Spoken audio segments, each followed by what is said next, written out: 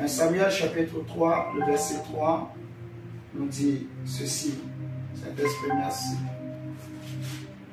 J'espère que nous avons passé de très très bonnes journées, malgré la chaleur.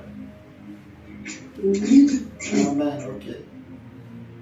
1 Samuel chapitre 3, le verset 3 nous dit: la lampe de Dieu n'était pas encore éteinte, et Samuel était couché dans le temple de l'Éternel où était l'arche de Dieu. Voici ce que la parole de Dieu nous dit. Voici l'information qu'elle nous apporte ce soir. C'est que la lampe de l'Éternel n'était pas encore éteinte. Amen. On voulait parler de la lampe qui était dans le tabernacle que les enfants d'Israël avaient ramené du désert et qu'ils ont ramené dans la terre promise à Canaan. Ok. Et c'est de là que le thème est tiré ce soir. Gardons la lampe de Dieu allumée. On va prendre un deuxième verset pour compléter, toujours, qui nous parle de la même chose.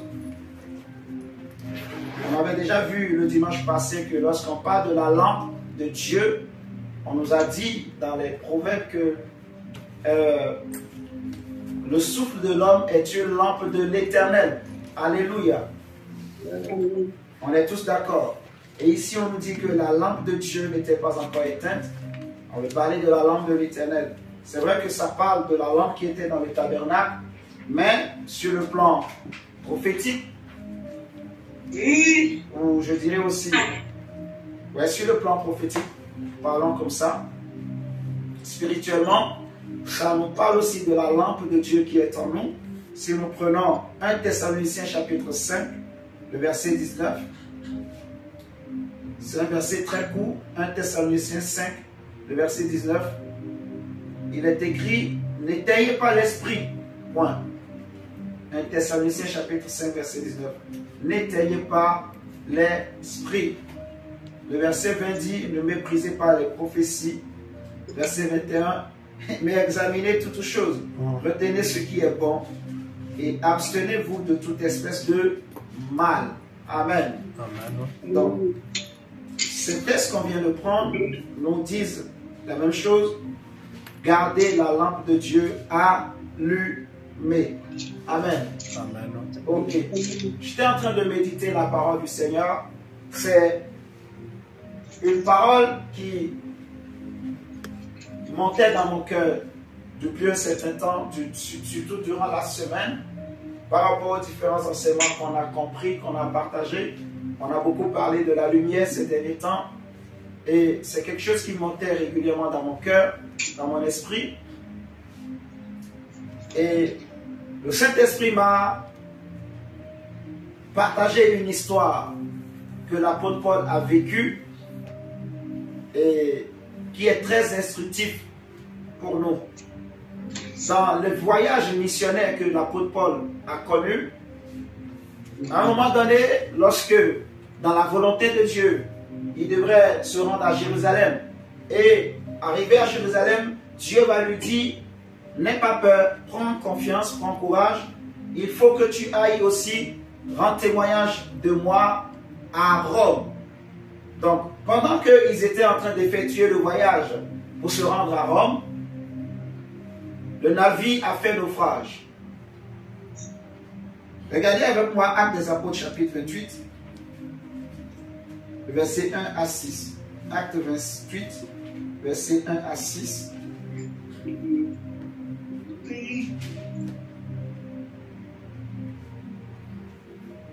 Acte 28, verset 1 à 6.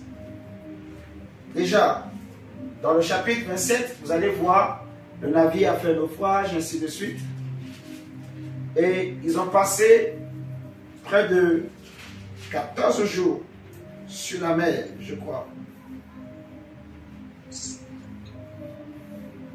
Voilà, 14 jours sur la mer, sans manger, sans boire. C'est fort, hein? Hé, mon diable. Ouais. Tu rigoles. 14 jours sur la mer.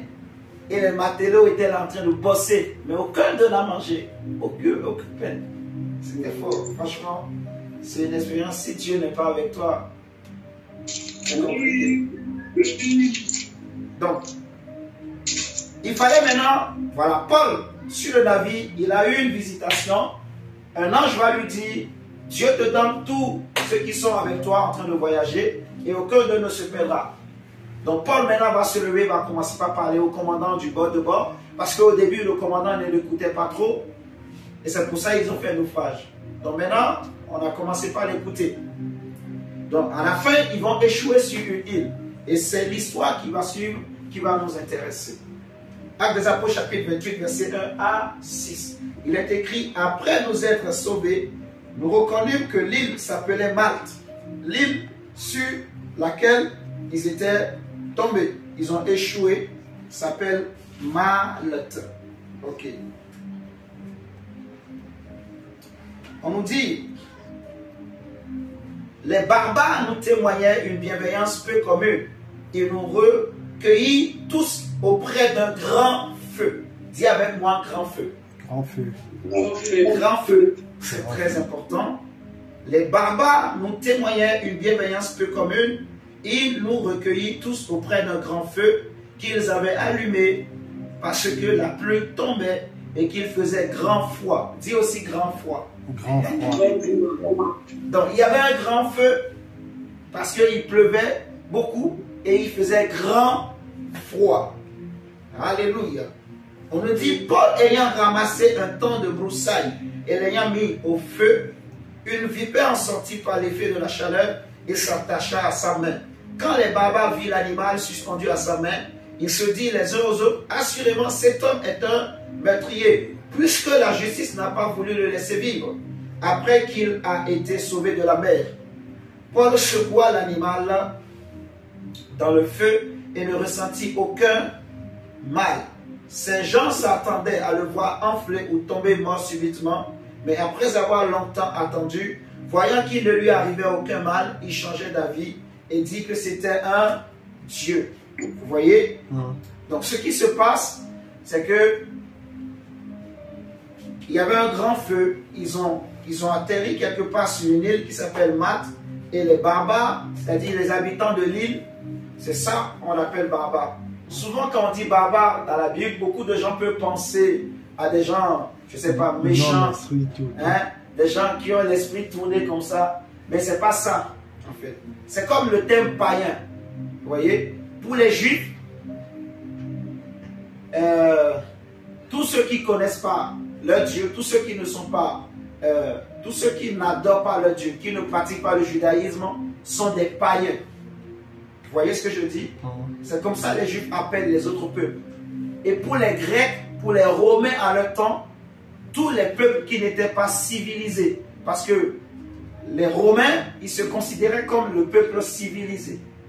Vous voyez? Comme aujourd'hui, vous et moi. Les gens qui vivent en ville, ils appellent ceux qui sont dans les provinces des villageois. Tu vois, les Parisiens vont dire, ah, voilà, vous connaissez rien, ainsi de suite. Donc, c'est des thèmes comme ça, en fait. Barbare, ça ne veut pas dire un homme qui a un esprit tourné, tout ça. C'est juste un homme qui n'est pas civilisé comme quelqu'un qui vit en ville. Vous voyez ce que je dis? Maintenant, il y avait un grand feu, il faisait grand froid. Et le mot Malte, ça veut dire miel, en fait, ça veut dire miel. Et ça nous fait penser à Canaan, la terre promise. Le Seigneur va dire à Israël dans Exode 3, à partir du verset 8, que donc, je suis descendu pour vous délivrer de l'Égypte, pour vous amener dans un pays où coule le lait et le miel. Vous allez le voir dans Exode chapitre 3, le verset 8 à 17. Vous pouvez le noter, vous allez le lire chez vous. Le mot Malte, ça veut dire le miel, en fait. Ça fait penser au pays où coule le miel, le lait et le miel. C'est-à-dire, après avoir passé 14 jours, 14 nuits, sur la mer, dans les ténèbres, dans le brouillard, dans les tornades, vous voyez, ils ont échoué sur une île où coule le lait et le miel. Suivez-moi très bien. Arrivé sur l'île, il y avait des barbares. Le mot barbare, comme j'ai dit, c'est des personnes qui ne sont pas civilisées. C'est tout simplement ce que ça veut dire. Et pour donner encore un peu de précision, je dirais que c'est des personnes, en fait, qui ont une langue inconnue. Ils ne parlent, par exemple, pour les Romains en leur temps, ou les Grecs, les barbares, c'était des personnes qui ne parlaient pas leur langue. Tous les autres peuples qui ne parlaient pas leur langue, ils les appelaient des barbares. Et c'est pour ça que, donc, voilà. Quand ils sont arrivés pour eux, comme ce n'était pas des gens qui parlaient leur langue, voilà, c'est des barbares, quoi. On ne les connaît pas, c'est des barbares. Alléluia. Amen. Barbare, ça veut dire simplement quelqu'un qui est moins civilisé, quelqu'un qui a une autre langue, une langue inconnue. Vous voyez? Ce qui est important, qui va nous intéresser ici, c'est que quand Paul et ses compagnons sont descendus sur l'île, ils ont trouvé des hommes, et ces hommes avaient allumé un grand feu. C'est ça qui est important. Ils sont sortis de la mer, ils sont sortis des ténèbres, ils sont arrivés sur une île et ils ont trouvé un grand feu. Vous voyez, il y avait un grand feu. Ce grand feu, c'est le grand feu, c'est l'image du grand feu que Jésus est venu allumer, ce feu qui est au milieu de nous. Vous voyez, il y a un grand feu que Dieu a allumé au milieu de nous, que Dieu a allumé dans nos maisons. La Bible nous dit que quand Paul est arrivé sur l'île, la première des choses que Paul a essayé de faire, automatiquement, il a eu l'intelligence, il faut que j'aille chercher des broussailles. Vous m'entendez? Pour mettre dans le feu, pour augmenter l'intensité du feu. Amen. Pour que le feu ne s'éteigne pas. Vous voyez? Pour que le feu ne s'éteigne pas. Et c'est ça la clé en fait. Le feu, on dit, le thème c'est gardons la lampe de Dieu allumée. N'éteignons pas l'esprit. Vous voyez? Donc pour ne pas que le feu s'éteigne, il faut y mettre des broussailles. Il faut y mettre des branches. Il faut y mettre ce qu'il faut pour entretenir le feu. Vous voyez? Quand Paul est allé chercher des broussailles, il a mis dans le feu, les flammes ont pu continuer à brûler jusqu'au matin, jusqu'à ce qu'ils partent. Vous voyez? Et c'est ce que le Seigneur veut que chacun puisse faire. Là où tu es, là où je suis, chacun de nous peut amener vraiment des broussailles, une branche, une pierre, pour que le feu de Dieu puisse embraser davantage, que le feu ne s'éteint pas. Amen. Alléluia. Amen. La lampe de Dieu est allumée dans l'église, est allumée dans nos vies. Nous allons travailler chacun de nous, c'est-à-dire là où je suis, là où tu es, ne te néglige pas. Tu as ta part à jouer pour que le feu embrasse davantage. Amen. Amen. Vous m'entendez, mes frères et sœurs? C'est que chacun a sa pierre. Chacun a quelque chose qu'il peut faire pour soutenir. Vous voyez? Pour soutenir cette œuvre, pour soutenir ce feu, pour que ce feu s'embrase davantage. Vous voyez? Parce que regardez, Paul a ramassé les broussailles. Si le feu n'était pas là, la vipère qui s'est attachée aux mains de Paul, la vipère allait la mordre et Paul allait peut-être tomber. Mais remarquez ce qu'on nous dit. Parce qu'il y avait le feu. Quand Paul a vu la vipère, il a secoué sa main, la vipère est tombée dans le feu. Donc quelque part, le feu a tué la vipère, vous voyez, qui voulait tuer Paul. Donc si, arrivés sur l'île, ils n'avaient pas trouvé de feu, le grand froid allait les attaquer et ils pouvaient mourir aussi de froid. Parce que le grand froid, c'est l'image du monde en fait. C'est l'image des ténèbres. Vous voyez, dans les ténèbres, il y a un grand noir et il fait aussi grand froid. Il fait aussi grand chaud. Vous voyez, c'est l'extrême quoi, en tout. En fait. L'hiver, c'est l'image des ténèbres en fait. Vous voyez, c'est l'image des ténèbres, l'hiver. C'est l'image des ténèbres. C'est pour ça que Jésus dit, priez que votre fuite n'arrive pas pendant l'hiver. Vous voyez, priez que votre fuite n'arrive pas pendant l'hiver.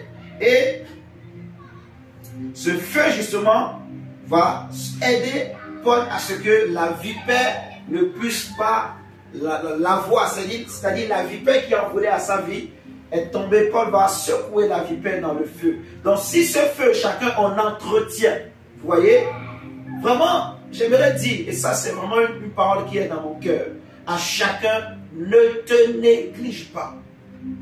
Alléluia. Amen. J'aimerais t'encourager, ne te néglige pas. Tu es baptisé, cherche à servir Dieu. Est-ce que vous me comprenez? Amen. Que chacun cherche à servir Dieu. N'aie pas peur des vipères, des scorpions. Il ne peut pas t'avoir parce qu'il y a un grand feu. Nous sommes autour d'un grand feu, le feu que Dieu a allumé. Vous voyez? Et chacun de nous, nous avons le devoir d'entretenir ce feu, en fait. Alléluia. Amen. Chacun, nous allons faire comme Paul. Chacun amène ses broussailles. Chacun amène. Chacun soutient vraiment, que ce soit par la prière, que ce soit financièrement, que ce soit matériellement, que ce soit en évangélisant. Vous voyez, chacun soutient que le feu continue à embraser. Et plus chacun soutient, comme le feu a aidé Paul pour tuer les vipères, ce feu aussi va aider. Amen, amen. Vous voyez, ce feu va aider chacun de nous.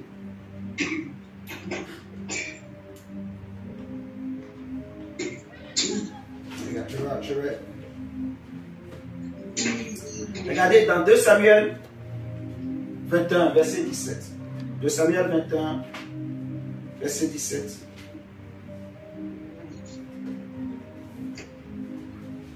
Et nous allons voir 2 Samuel, verset 17. Le verset 21. Non, chapitre 21. Merci, monsieur. Excusez-moi. Je fais 2 choses à la fois. 2 Samuel, chapitre 21, verset 17. J'ai confondu le verset et le chapitre. C'est plutôt chapitre 21, verset 17. 2 Samuel, chapitre 21, verset 17. Il est écrit: Abishai, fils de Sérouja, vint au secours de David, frappa le Philistin et le tua. Alors les gens de David juraient en lui disant: tu ne sortiras plus avec nous pour combattre et tu n'éteindras pas la lampe d'Israël. C'est-à-dire David, par son comportement, il a failli éteindre la lampe d'Israël. Éteindre la lampe. Vous voyez?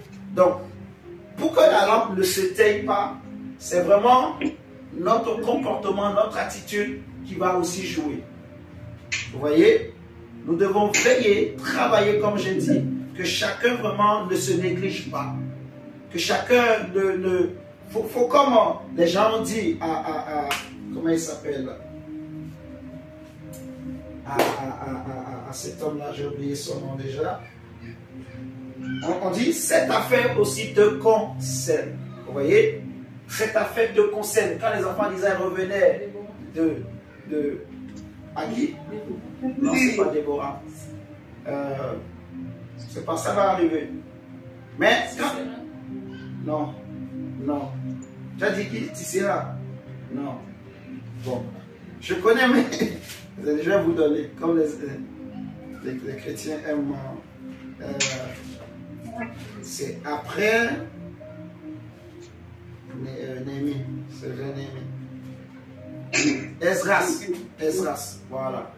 C'est revenu. C'est Esdras. Quand ils sont revenus en fait, quand le roi leur avait donné l'autorisation d'aller rebâtir le temple d'Israël, vous voyez, parce que Néhémie, lui, il est revenu pour rebâtir la muraille de Jérusalem, mais Esdras, c'était pour aller rebâtir le temple. Vous voyez, Esdras, Zorobabel, tout ça, c'était pour aller rebâtir le temple. Ok. Maintenant, quand Esdras est arrivé, quand il a lu la loi devant les enfants d'Israël, quand il a vu ce que les enfants d'Israël faisaient, il s'est mis à pleurer. Il a pleuré toute une journée. Et c'est là que les chefs juifs, ils étaient touchés. Ils ont compris qu'on a péché. Et ils sont venus lui dire: Esdras, il ne faut pas te taire. Il ne faut pas rester là les bras croisés. Il faut que tu te lèves. Il faut que tu fasses quelque chose. Parce que ça te concerne. Même si ce n'est pas toi qui as péché, mais il faut que tu fasses quelque chose pour la gloire de Dieu. Et c'est comme ça que je veux dire aussi à quelqu'un, il faut que tu te sentes aussi concerné. Vous voyez, il ne faut pas penser que c'est seulement l'évangéliste, c'est seulement le diacre Carlé, c'est seulement, je ne sais pas, ou la sœur Courbe, ou maman Clarisse, ou la sœur Espérance. Vous voyez ce que je dis? Il faut se sentir concerné. C'est ça en fait. Il faut servir Dieu. Alléluia. Amen. Le feu a besoin aussi de tes branches, de ta part, de ta participation. Vous voyez? De ton sérieux. Parce que quand je parle du comportement, je veux parler de la fidélité, de l'engagement de chacun. Vous voyez? Je veux parler de l'encouragement de chacun, de l'engagement, de la fidélité, de la détermination de chacun. Le feu de Dieu a besoin. Les apôtres étaient engagés, déterminés à l'époque. Vous voyez? Paul était engagé, déterminé. Déterminé vraiment pour que l'évangile aille loin. Là où l'évangile n'était pas prêché, il disait, moi je vais aller prêcher là-bas. Et il avait son équipe qui était aussi engagée avec lui. Ils mettaient tout leur argent, ils mettaient leurs moyens, ils priaient et la grâce de Dieu les accompagnait. Vous voyez? Le Seigneur veut qu'on ait ce comportement. Les gens disent à David que toi tu ne sortiras plus avec nous. Sinon, si on te laisse, tu vas éteindre la lampe. Parce que David avait eu un comportement qui n'était pas bien séant. Vous voyez? Un comportement, donc une attitude qu'il ne fallait pas en ce temps-là. Et c'est pour ça que j'ai dit que ça dépendra aussi de notre comportement, c'est-à-dire de notre engagement, de notre détermination, vous voyez? De notre fidélité, de notre mentalité. Il faut se dire que cette affaire aussi me concerne, comme on a dit à Esdras. Alléluia. Amen. Ok. Maintenant, regardez. Ézéchiel 32, on va prendre Ézéchiel chapitre 32, verset 7. Et ensuite, on prendra Ésaïe 50. Et je crois on va finir bientôt. Ézéchiel 32, verset 7.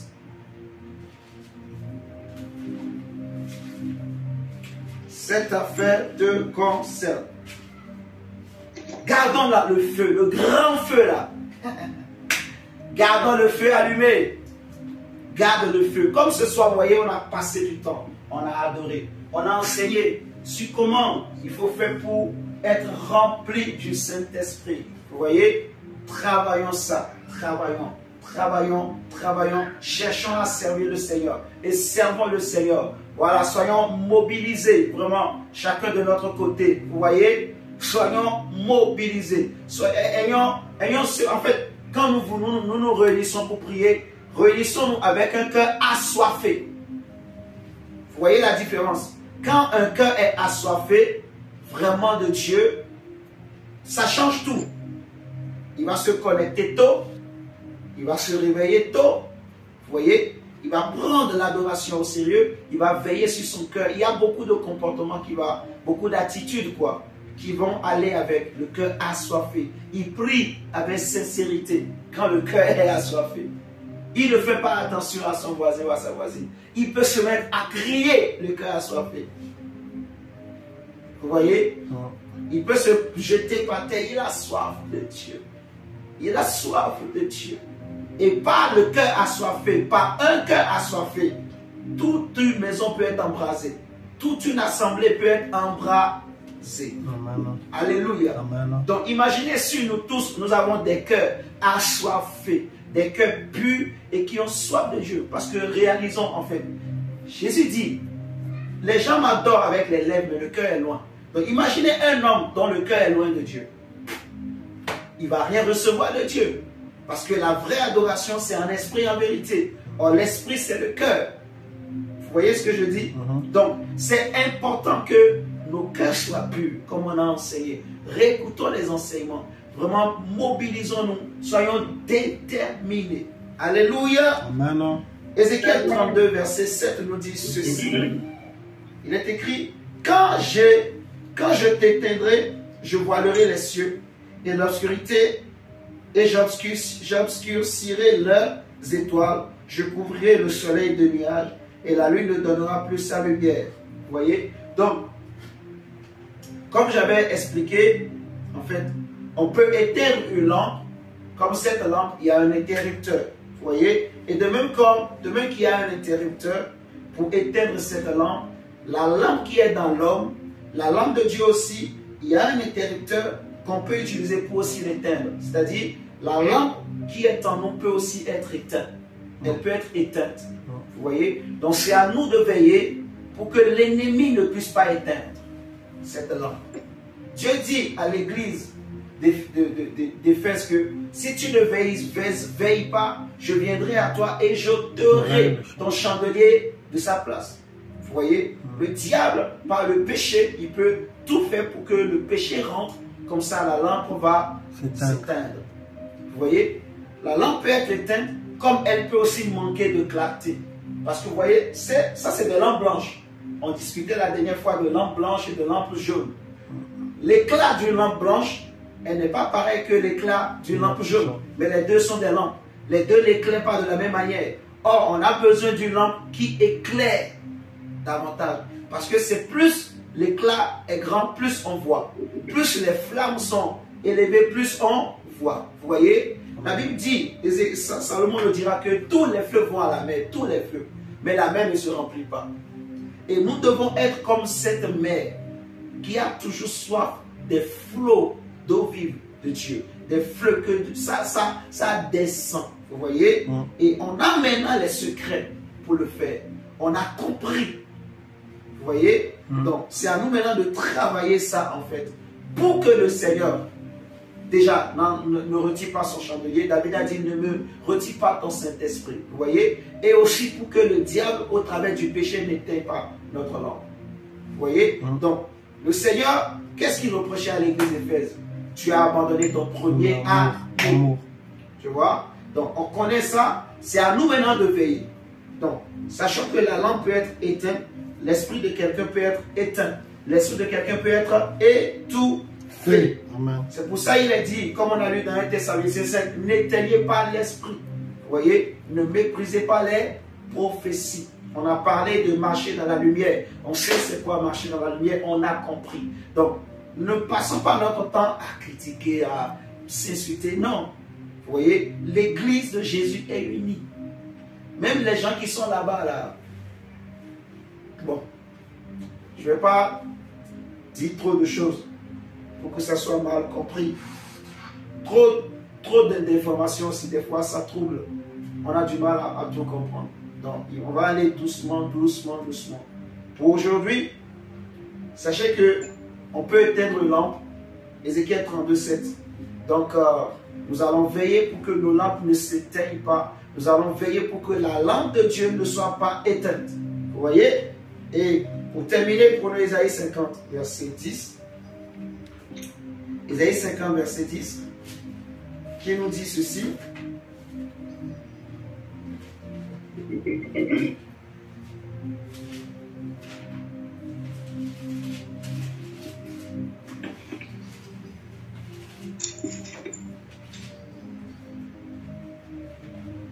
Quiconque parmi vous craint l'Éternel, qu'il écoute la voix de son serviteur. Quiconque marche dans l'obscurité et manque de lumière, c'est ce qui m'intéresse. Manquer de lumière. On peut manquer de lumière, on peut manquer d'éclat. Une lampe jaune manque de lumière. Hein, maman Dieu? Tu es d'accord avec moi? Quelqu'un qui a une lampe jaune, il a aussi une lampe, mais il manque de lumière. Donc, imagine un chrétien, mais la lampe qui est en lui est jaune. Ou la lampe qui est en lui est rouge. C'est une lampe, elle n'est pas noire. Mais la couleur c'est jaune, ou c'est rouge, ou c'est vert, ou c'est bleu. C'est une lampe, tu vois. Donc, lampe jaune, ça va éclairer, mais ça va être un peu flou. Il y aura un peu de ténèbres, il y aura un peu d'ignorance, vous voyez. Il y aura un peu de tâtonnement. Ce qui est en train de me révolter ces derniers temps, c'est servir Dieu avec des tâtonnements. Ah, je ne veux pas ça. Vous comprenez? Le Seigneur dit clairement, vous adorez ce que vous ne connaissez pas. Donc, je travaille ça. Je veux connaître encore plus Jésus. Et je crois aussi que c'est ton cas. C'est le cas de tout un chacun de nous. Nous avons soif. Alléluia. Amen. Donc, on peut manquer de lumière. Et aussi, on peut aussi éteindre une lumière. Quelqu'un qui a une lampe jaune, il n'a pas assez d'éclat. Il faut que sa lampe, la lampe qui est en lui soit blanche. Et notre prière ce soir, c'est que Seigneur, je ne veux pas que la lampe qui est en moi soit jaune. Tu vois, il faut dire à Dieu, Seigneur, la lampe qui est en moi, quelle est sa couleur? La lampe qui est en moi, quelle est sa couleur? Vous voyez, je ne veux pas qu'elle s'éteigne. Je veux qu'elle éclaire de mille feux. Je veux qu'elle soit blanche. Alléluia. Amen. Ok, donc, on ne va pas être trop long ce soir, on va s'arrêter là. Par la grâce de Dieu, méditons ça, méditons ces choses, travaillons ça, gardons le feu. Alléluia, gardons le feu qu'on a, le feu de Dieu qui est en nous, cette grâce de Dieu, gardons-le, entretenons ce feu, persévérons comme ça, continuons comme ça, et nous allons voir la gloire de Dieu. Dieu va commencer par faire de grandes choses. Ok, donc, disons merci à Dieu pour ce soir.